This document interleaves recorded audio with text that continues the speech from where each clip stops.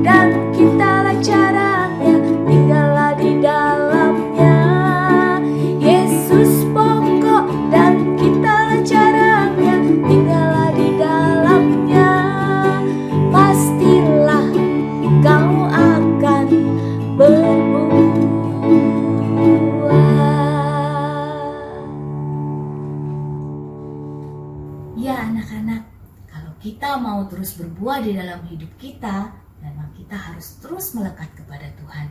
Kita harus rajin beribadah, rajin baca firman Tuhan, dan tentunya taat untuk melakukan firman Tuhan itu dalam hidup kita sehari-hari. Baiklah anak-anak, kita mau tenangkan hati kita, pikiran kita, supaya kita benar-benar fokus untuk beribadah dan memuji Tuhan.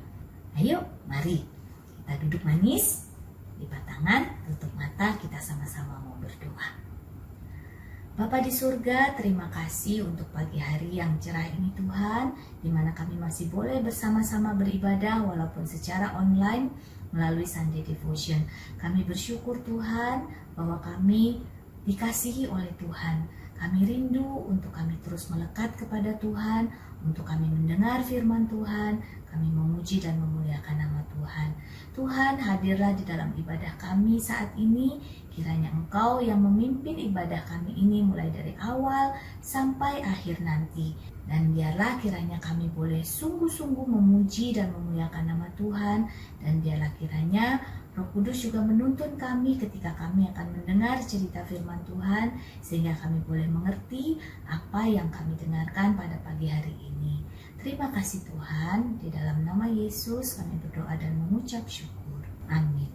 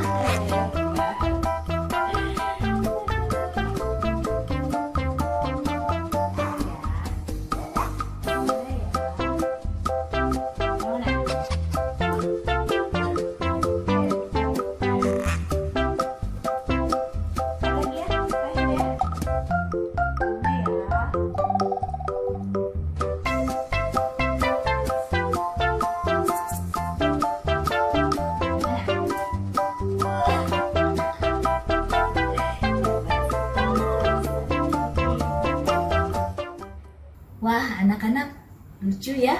Starkey dia bisa pilih makanannya ada di tangan kiri atau di tangan kanan. Anak-anak, di dalam kehidupan kita sehari-hari, kita sering dihadapkan pada pilihan-pilihan. Kita mau pilih yang mana ya?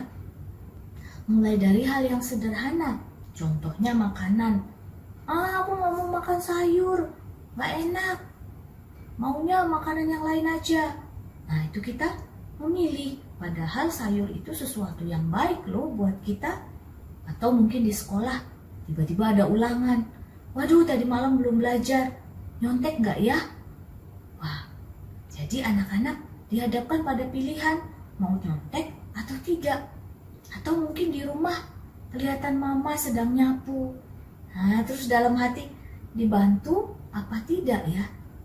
Banyak sekali pilihan yang harus kita hadapi sehari-hari di dalam hidup kita. Dan terkadang kita tidak tahu harus pilih yang mana. Karena itulah Tuhan menempatkan papa mama, menempatkan kakek nenek, om tante, atau bapak ibu guru untuk menuntun dan membimbing kita supaya kita mengenal akan kehendak Tuhan, supaya kita tahu apa yang harus kita pilih. Nah, bagian kita tentunya kita harus taat, kita harus mau memilih apa yang menyenangkan hati Tuhan. Mari anak-anak, kita mau pujikan satu pujian, susahnya aku taat.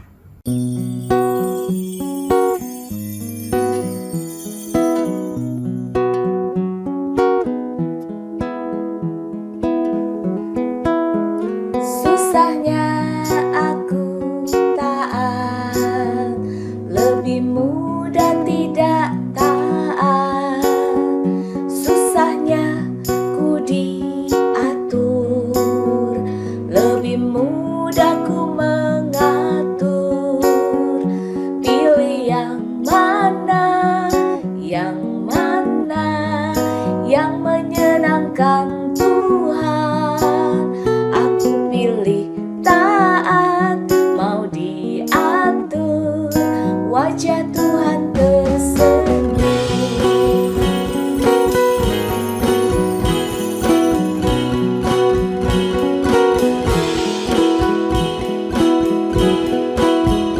Susahnya aku taat, lebih mudah tidak taat.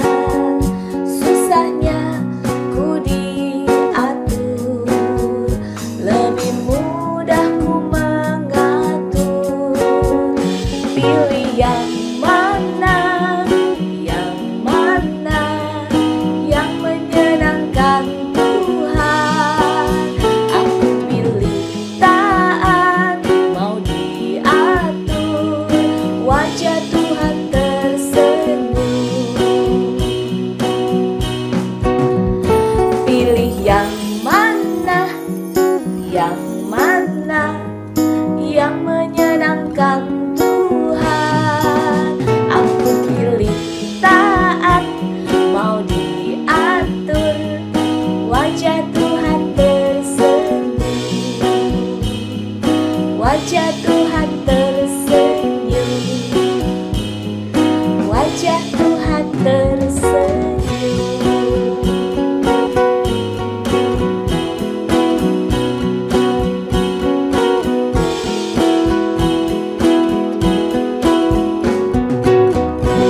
Mari anak-anak, kita mau dengarkan firman Tuhan.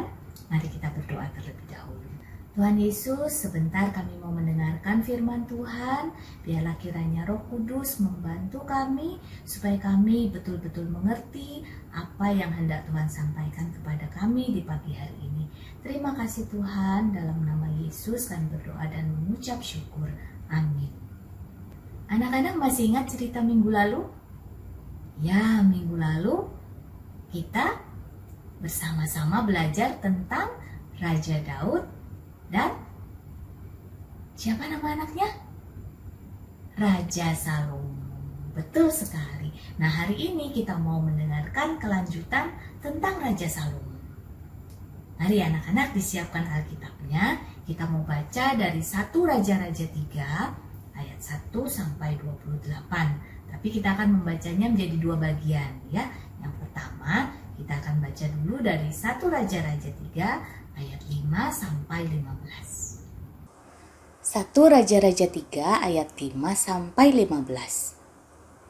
Di Gibeon itu Tuhan menampakkan diri kepada Salomo dalam mimpi pada waktu malam. Berfirmanlah Allah, "Mintalah apa yang hendak kuberikan kepadamu." Lalu Salomo berkata, "Engkaulah yang telah menunjukkan kasih setiamu yang besar kepada hambamu Daud ayahku, sebab ia hidup di hadapanmu dengan setia, benar, dan jujur terhadap engkau. Dan engkau telah menjamin kepadanya kasih setia yang besar itu dengan memberikan kepadanya seorang anak yang duduk di tahtanya seperti pada hari ini. Maka sekarang ya Tuhan Allahku, engkaulah yang mengangkat hambamu ini menjadi raja menggantikan Daud ayahku, sekalipun aku masih sangat muda dan belum berpengalaman. Demikianlah hambamu ini berada di tengah-tengah umatmu yang kau pilih, suatu umat yang besar, yang tidak terhitung dan tidak terkira banyaknya.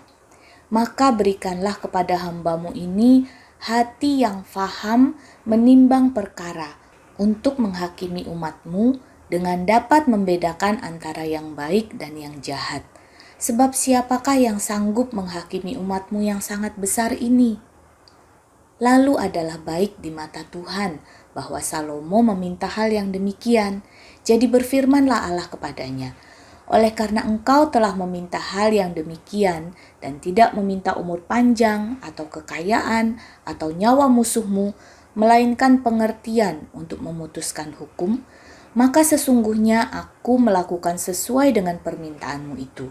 Sesungguhnya aku memberikan kepadamu hati yang penuh hikmat dan pengertian, sehingga sebelum engkau tidak ada seorang pun seperti engkau, dan sesudah engkau takkan bangkit seorang pun seperti engkau.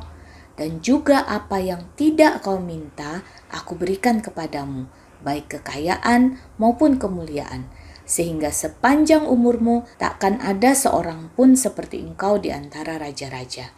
Dan jika engkau hidup menurut jalan yang kutunjukkan dan tetap mengikuti segala ketetapan dan perintahku sama seperti ayahmu Daud, maka aku akan memperpanjang umurmu." Lalu terjagalah Salomo. Ternyata ia bermimpi. Sekembalinya ke Yerusalem, berdirilah ia di hadapan tabut perjanjian Tuhan. Dipersembahkannya korban-korban bakaran dan korban-korban keselamatan. Kemudian ia mengadakan perjamuan bagi semua pegawainya. Anak-anak, dari bacaan kita hari ini, kita mendengar cerita tentang Raja Salomo yang ditanya oleh Tuhan, "Apa yang engkau inginkan aku berikan kepadamu?" Wah, anak-anak, seandainya anak-anak nih ditawarin, "Kamu mau hadiah apa?" Kira-kira anak-anak mau apa ya? Mungkin ada yang kepengen HP, kepengen laptop, ada yang kepengen punya anjing yang banyak gitu ya. Atau mungkin ada yang kepengen liburan gitu, liburan kemana gitu. Atau kepengen makan enak. Atau mungkin ada yang minta uang aja deh biar aku bisa beli macem-macem gitu ya. Tetapi Raja Salomo tidak meminta seperti apa yang tadi kita pikirkan. Dia tidak mau meminta kekayaan atau kesuksesan atau mungkin supaya dia terkenal. Tetapi yang dia minta dari Tuhan adalah hikmat, wisdom. Apa sih hikmat itu? Apakah hikmat itu sama dengan kepandaian? Ternyata berbeda loh anak-anak. Ada smart, ada wise. Ada pintar, ada berhikmat atau bijaksana. Loh, bedanya apa ya? Kalau smart atau pintar, itu berarti dia memiliki pengetahuan. Bisa pintar matematika, pintar bahasa Inggris, pintar pengetahuan umum. Tapi ternyata orang yang pintar itu tidak selalu baik. Ada juga orang yang pintar, tetapi dia melakukan hal-hal yang kurang baik. Contohnya ini nih, anak-anak ada yang tahu siapa ini? Ini adalah seorang yang bernama Hitler. Dia adalah seorang pemimpin negara Jerman. Dia seorang yang pintar. Dia sangat pandai dalam berbagai hal. Tetapi sayangnya dia melakukan banyak kejahatan. Dia banyak membunuh orang-orang. Nah, berarti kan walaupun dia pintar, dia bisa melakukan hal-hal yang tidak baik. Ada juga yang ini. Ada yang kenal siapa ini? Dia ini juga seorang yang sangat pintar. Dia seorang ahli fisika. Nah, namanya Stephen Hawking. Dia memiliki cacat tubuh, tetapi dia tidak menyerah dengan kondisinya. Dia berjuang, dia bahkan belajar melebihi orang-orang lain. Dia sangat pintar. Nah, seperti yang kita lihat di sini, bahkan untuk berbicara pun dia susah, sehingga dia harus menggunakan peralatan untuk membantu dia berbicara. Tetapi dia sangat pintar. Karena kepintarannya, banyak orang di seluruh dunia jadi mengerti lebih banyak tentang alam semesta. Nah, berarti kan bagus. Tetapi sayangnya, walaupun dia tidak melakukan hal yang jahat, tetapi dia melakukan hal yang tidak benar. Loh, bedanya apa? Memang dia tidak membunuh seperti Hitler tadi. Dia juga tidak menggunakan kepintarannya untuk melakukan hal-hal yang jahat. Tetapi sayangnya, ia seringkali menggunakan kepintarannya untuk mengatakan bahwa Tuhan itu tidak ada. Jadi, ilmu pengetahuan yang dia pelajari itu justru dia pakai untuk menyerang orang-orang yang percaya kepada Tuhan. Dia selalu mengatakan kepada orang-orang yang percaya kepada Tuhan bahwa Tuhan itu tidak ada. Jadi, dia tidak melakukan hal yang benar. Nah, anak-anak, lalu wise atau bijaksana atau berhikmat itu seperti apa? Nah, orang yang berhikmat itu adalah orang yang kepandaiannya lebih dari sekedar ilmu pengetahuan saja. Jadi, orang yang bijaksana atau orang yang berhikmat itu lebih daripada orang yang pintar. Nah, dia tahu memilih yang mana yang baik dan yang benar. Jadi orang-orang yang berhikmat akan memilih melakukan hal-hal yang baik dan benar. Lalu bagaimana mereka bisa memilih hal yang baik dan yang benar? Karena mereka hidup dekat dengan Tuhan. Orang-orang yang bijaksana atau orang yang berhikmat hidup dekat dan takut akan Tuhan. Karena itulah dalam hidup mereka selalu beroleh pimpinan dari Tuhan. Sehingga mereka dapat memutuskan mana yang baik, mana yang benar sesuai dengan kehendak Tuhan. Jadi, wisdom atau hikmat itu hanya bisa kita dapatkan dari Tuhan. Seperti tema kita hari ini, God gives me wisdom. Ayo kita katakan sama-sama yuk. God gives me wisdom. Tuhan memberikan hikmat kepadaku. Nah, kalau kita tetap dekat dengan Tuhan, kita meminta hikmat kepada Tuhan, maka kita pun seperti halnya Salomo yang meminta hikmat kepada Tuhan, kita pun dapat dituntun oleh hikmat Tuhan itu untuk memilih melakukan hal-hal yang baik dan benar di dalam hidup kita sehari-hari. Nah, kalau kita lihat ketika Salomo meminta hikmat kepada Tuhan, Tuhan pun bersuka cita mendengarnya. Karena Salomo meminta hal yang sungguh-sungguh penting, yaitu hikmat.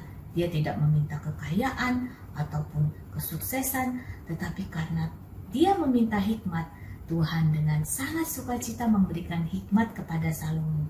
Dan terlebih dari itu, Tuhan juga memberikan hal-hal yang tidak diminta oleh Salomo. Karena Tuhan melihat bahwa Salomo sudah memilih yang terpenting. Karena itulah Tuhan pun menambah-nambahkan kepada Salomo. Sehingga Salomo menjadi raja yang sangat bijaksana. Dia menjadi raja yang sangat terkenal.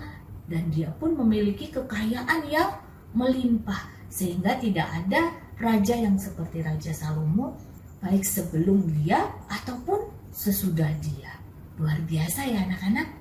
Nah, sekarang kita mau lihat sama-sama yuk bagaimana sih hikmat yang diperoleh oleh Salomo itu. bagaimana dia menerapkannya dalam kehidupannya sehari-hari sebagai seorang raja? Yuk kita mau baca di 1 Raja-Raja 3 ayat 16 sampai 28. 1 Raja-Raja 3 ayat 16 sampai 28.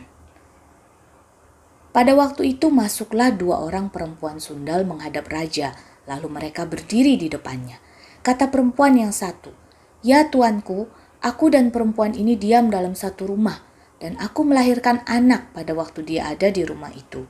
Kemudian pada hari ketiga sesudah aku, perempuan ini pun melahirkan anak. Kami sendirian, tidak ada orang luar bersama-sama kami dalam rumah. Hanya kami berdua saja dalam rumah. Pada waktu malam, anak perempuan ini mati karena ia menidurinya. Pada waktu tengah malam, ia bangun, lalu mengambil anakku dari sampingku. Sementara hambamu ini tidur, dibaringkannya anakku itu di pangkuannya, sedang anaknya yang mati itu dibaringkannya di pangkuanku.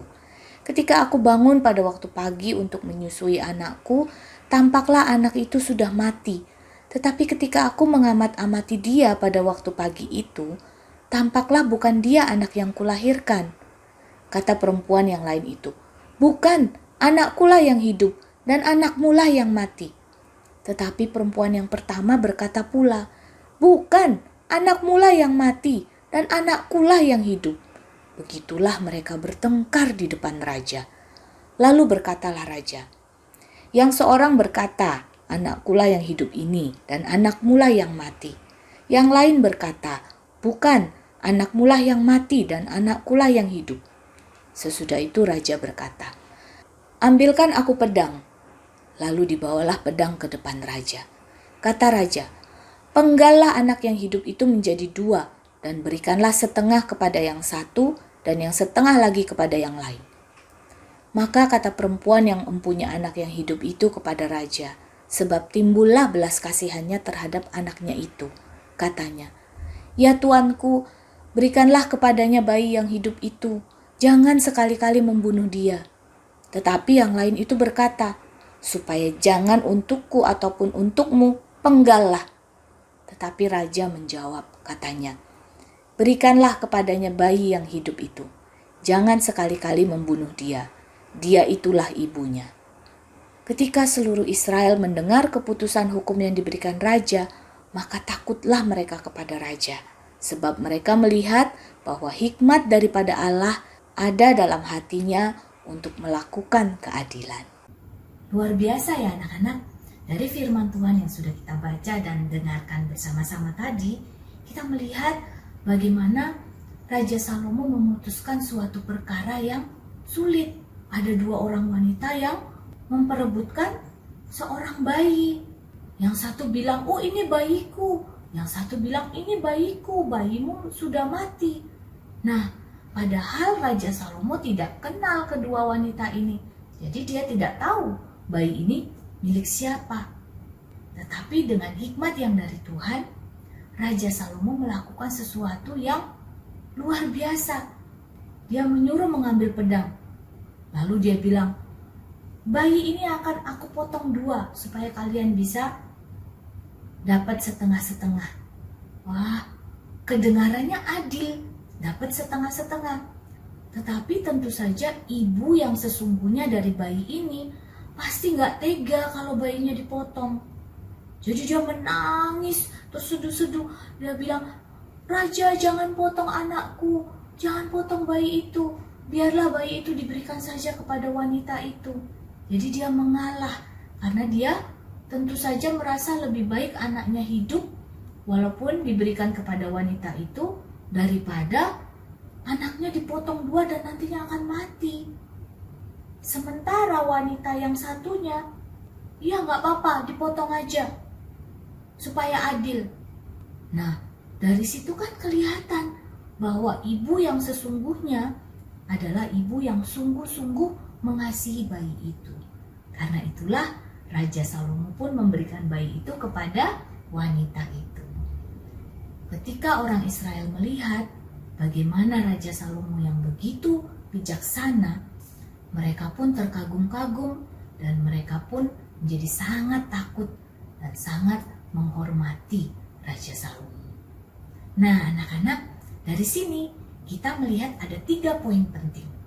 Yang pertama, kita membutuhkan hikmat yang berasal dari Tuhan. Kalau kita tidak punya hikmat yang berasal dari Tuhan, wah, pasti kita akan sering melakukan pilihan-pilihan yang salah, pilihan-pilihan yang tidak baik. Poin yang kedua, kita perlu meminta hikmat dari Tuhan.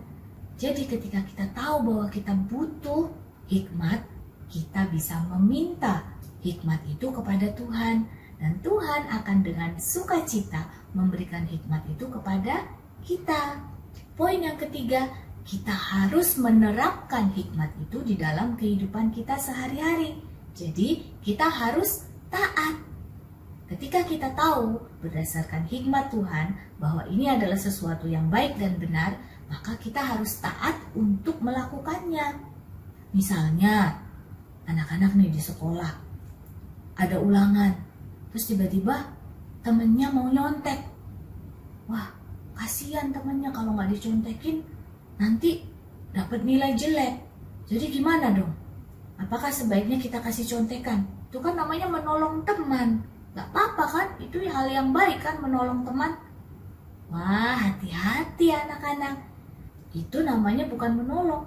Kelihatannya itu seperti sesuatu yang baik, menolong teman, memberi contekan. Tetapi sebenarnya itu bukan hal yang benar. Kalau memang anak-anak mau menolong temannya, seharusnya menolong teman itu sebelum ulangan. Jadi waktu ada temannya yang kurang mengerti apa yang diajarkan oleh Bapak Ibu Guru, nah anak-anak bantu menjelaskan ke temannya, bukan memberi contekan waktu ulangan. Beda kan? Dengan hikmat Tuhan, anak-anak akan terus belajar untuk mengerti apa yang diinginkan Tuhan di dalam kehidupan kita sehari-hari. Dan tentunya kita harus terus belajar taat. Jadi ketika kita tahu apa yang diinginkan Tuhan, kita harus taat melakukan apa yang dikehendaki oleh Tuhan. Ayat hafalan kita diambil dari Amsal 1 ayat 7. Amsal 1 ayat 7. Kita membaca bersama-sama ya. Takut akan Tuhan adalah permulaan pengetahuan, tetapi orang bodoh menghina hikmat dan didikan. Kita ulang sekali lagi ya. Takut akan Tuhan adalah permulaan pengetahuan, tetapi orang bodoh menghina hikmat dan didikan. Nah anak-anak, untuk membantu mengingat firman Tuhan hari ini, Bu Kristi mau mengajak anak-anak untuk melakukan suatu percobaan.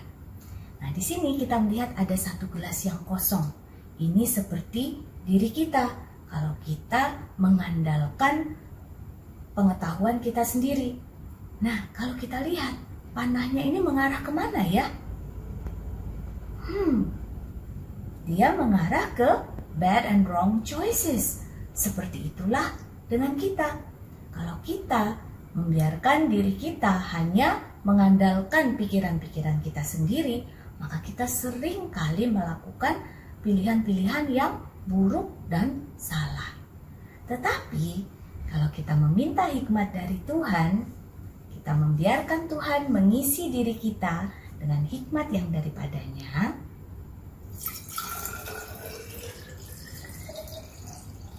apa yang terjadi ya?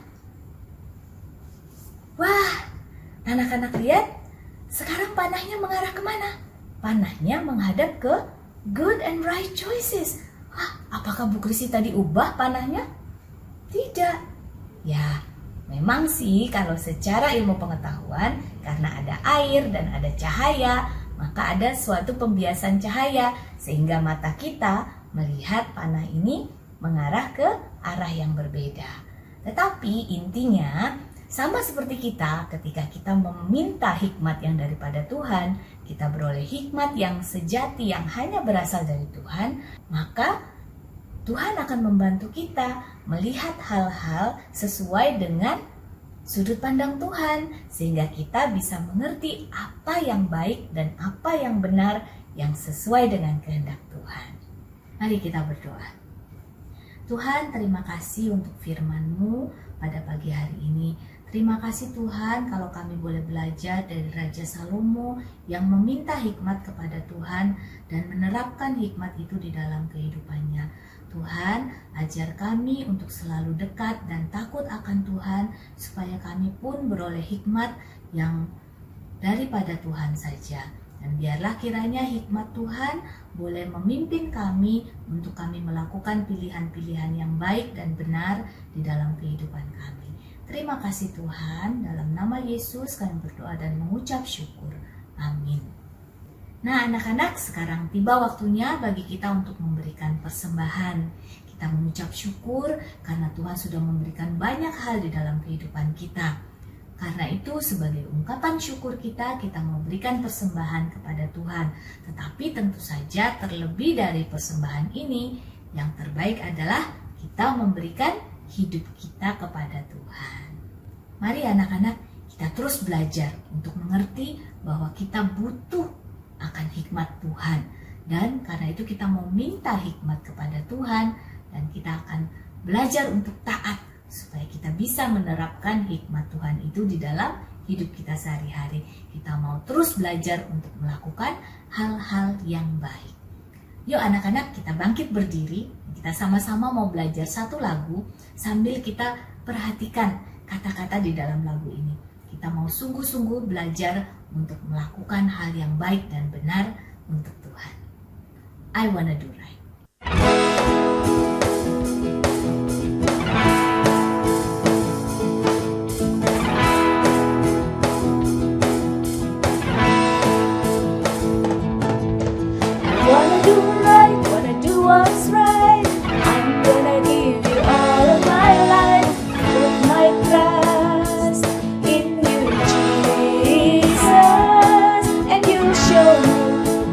Show me how to do right.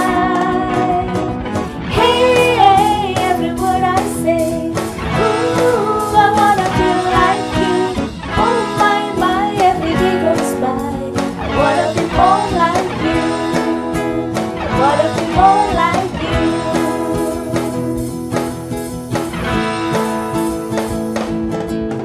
I wanna do right, wanna do what's right. I'm gonna give you all of my life.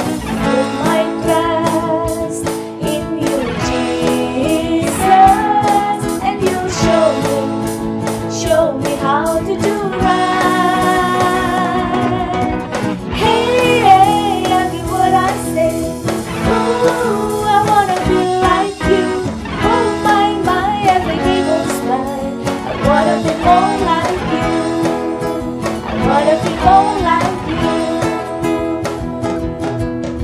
I was made to give you praise. Make me more like you.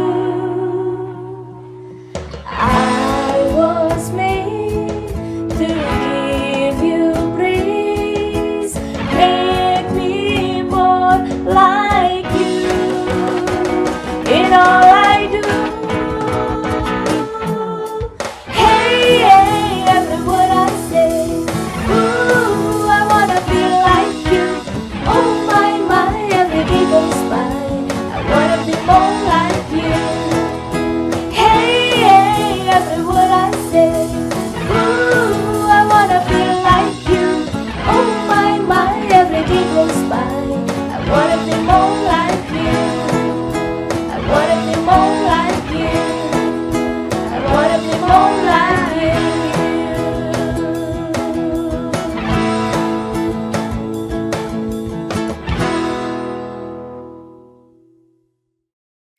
Baik anak-anak, kita sudah sampai di penghujung ibadah kita pada pagi hari ini.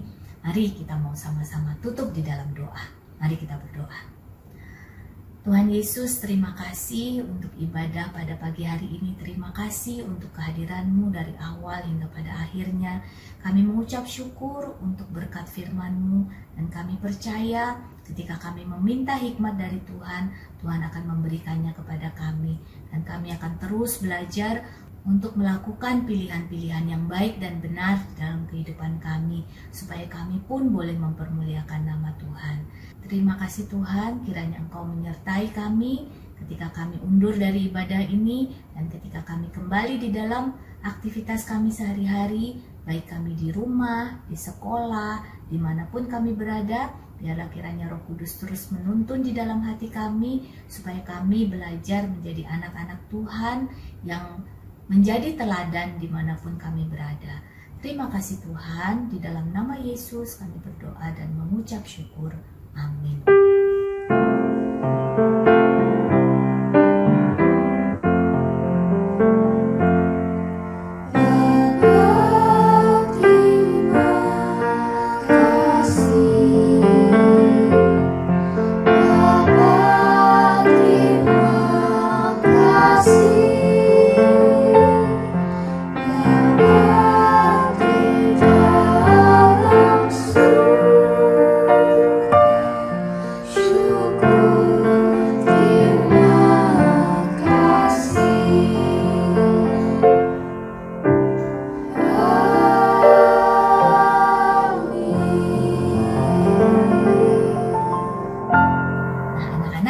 Sudah siap menjadi anak Tuhan yang berhikmat? Mari kita sama-sama katakan lagi, God gives me wisdom. Selamat hari Minggu, Tuhan Yesus memberkati.